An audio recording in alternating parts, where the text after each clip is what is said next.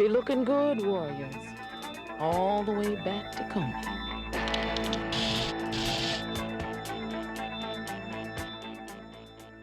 The great Lynn Thigpen was with me in that musical, Working, and we both got picked from that musical. And she sat by me when we saw the rough cut, and I think she was shocked that it was just her mouth. The notion of it really was in the Shaber script. I just took the idea and made it a bigger idea. She became like a Greek chorus for the movie, always telling us where they were, how much farther they had to go. Lynn came in and read for the part. I just thought she had a great voice and she had a great look. The super close-ups was something that happened just on the set. I kept saying, go closer, go closer. But later she said to me that she didn't know we were making a classic because her lips are like nobody else's lips, and Lynn Thigpen as the DJ is also one of the great memorable moments of that. With all the difficulties that I described to you about night photography in New York, the shooting of those scenes was even more difficult than the night photography. It was the last thing, and it was a nightmare where the waves would change, and there's terrible mismatches on the waves and the stuff behind, and we had the cameras broke down, and it was a hard sequence. The whole very end thing where they all walk away, we were just racing against the setting sun. Walter explained to us that, this is what I want you to do. You just keep walking. Finally, you'll hear somebody or we'll let you guys know that the scene is cut. And, we're walking and walking and walking, and you're holding on to character, even though by now you are just a tiny little figure walking off. We had been walking for a very long time, and I remember whispering to Michael, I wanted to turn around because nobody had yelled, cut. Am I deaf? I don't know what's happening. He's going, just keep walking. Finally, we walked right over a dune. We're like out of frame. It's like, okay, this is ridiculous. I mean, we walked halfway back to Manhattan. We decided they must be finished with us, and we had to go find the road, and we had to work our way back. And when we re-arrived, Walter and Frank were there with a dozen red roses. So that was just completely exemplary and amazing. We went on pure instinct and gut feelings on the movie. We just kept going forward, trying to make the story work, trying to make it visually exciting. And I think it was that kind of adrenaline that we had going and the momentum that we had going and the rush to finish that helped add to the energy that the movie had.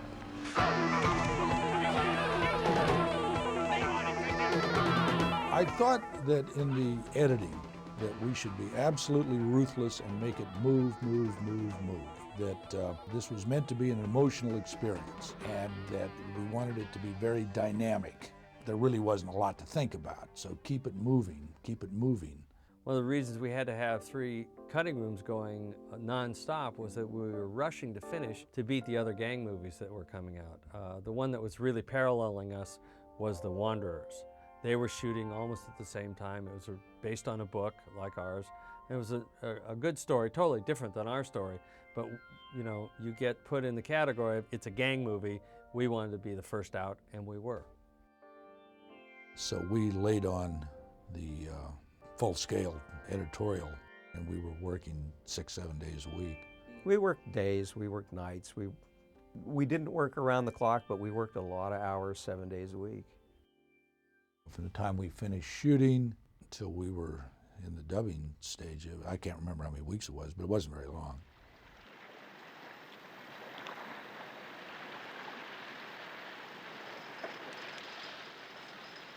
What are you doing here? Came to say goodbye.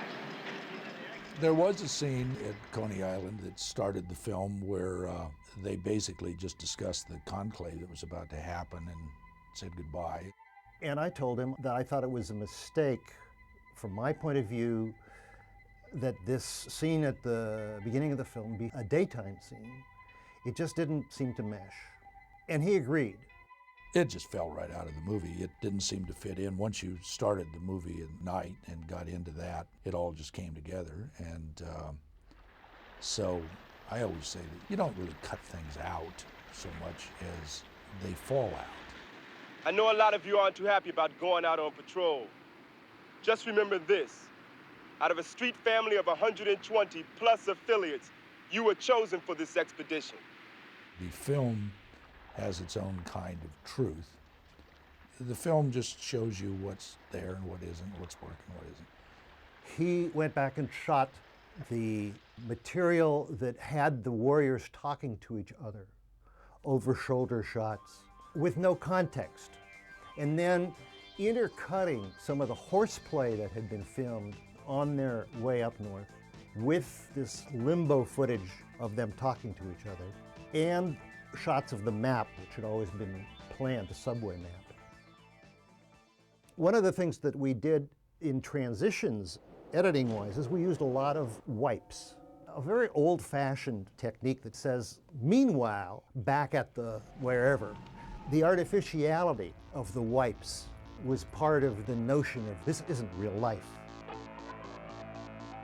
Barry was working under terrific time pressure, and I kept emphasizing to him how much I wanted the music to reinforce the movement and to speed us along even more. And he came in admirably on that. I was signed to do the score, and at that time, synthesizers were just being introduced, believe it or not. And I thought it was a nice overlay. Let's go with rock and roll, and let's add the synthesizers to give it just a little bit of eeriness and just a different texture.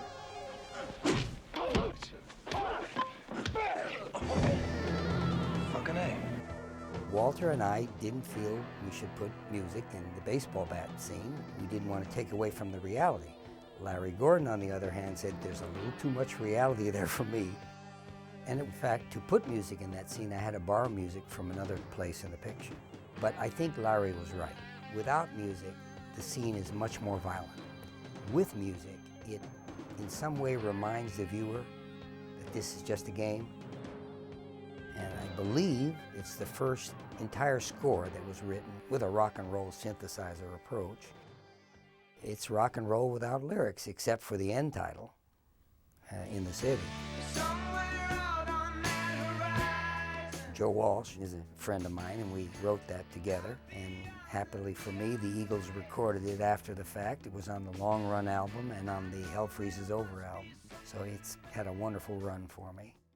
It was a little bit different from the score, but it was definitely rock and roll.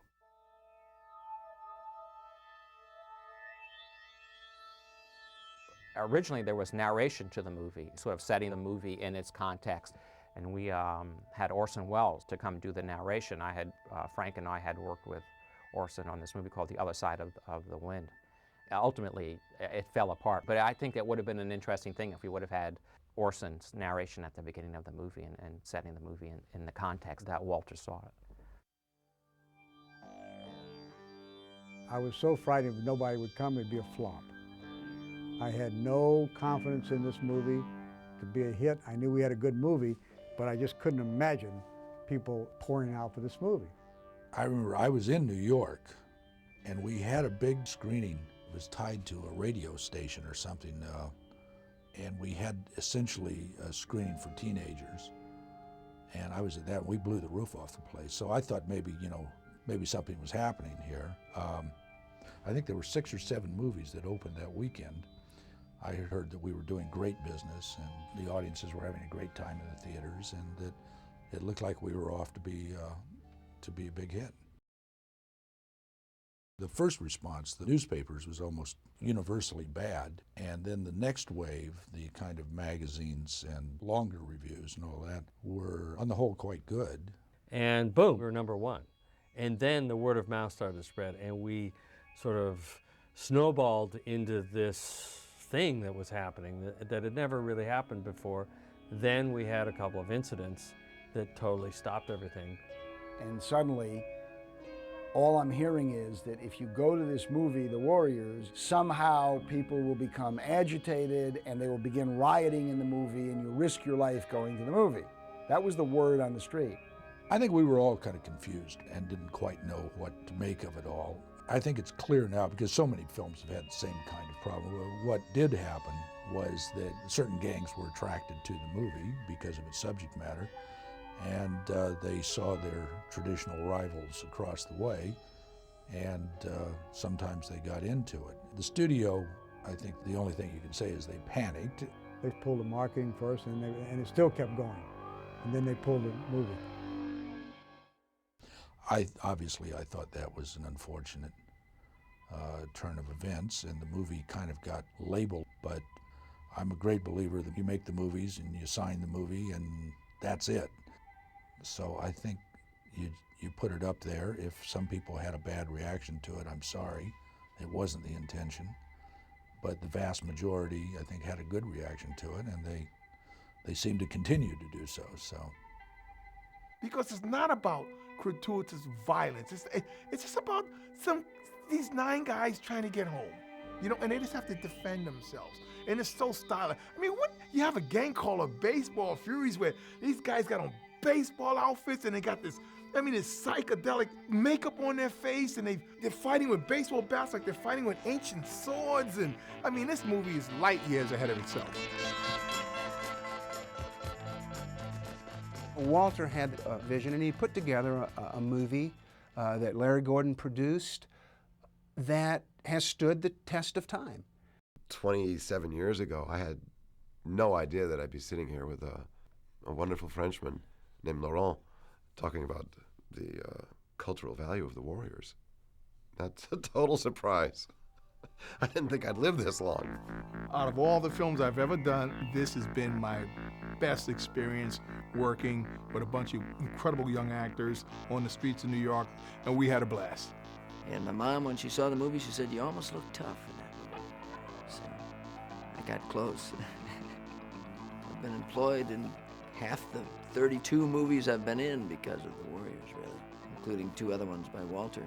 Just because this was my first film, and because of the way everyone was with me, and because of where we shot it, and absolutely every ingredient that created this experience in my life, I think this will have to be my favorite movie. And it's timeless, so it's never gone away. And I wanted to dedicate my few moments of recall to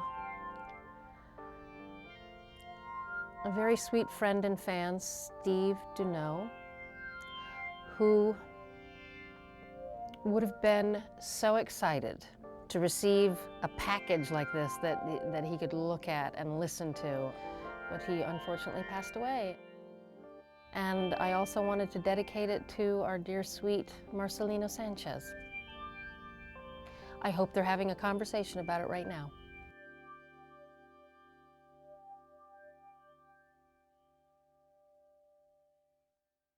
Well, I think when you look back, there are a lot of movies today that are highly influenced by Walter's movies.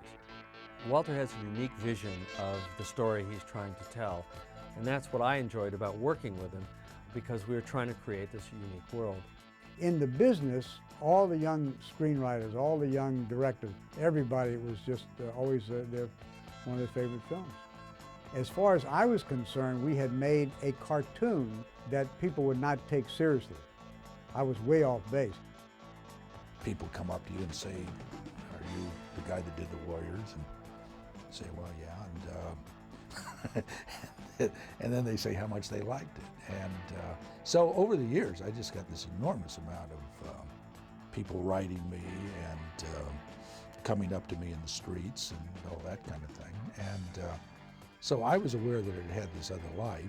And also people kept showing it. They kept having special screenings and all that kind of thing. See, one of the things I think that the film has this other life is there's a humorous aspect to the movie. From the very beginning, the fun the audience had and the way they laughed at the jokes. There's a lot of humor that is put in there along with the jeopardy, and the humor always played, and I think it still plays. I think that accounts for a lot of the popularity of the movie. Yeah, that's right, Warriors. Just keep walking. Real tough mothers, ain't you?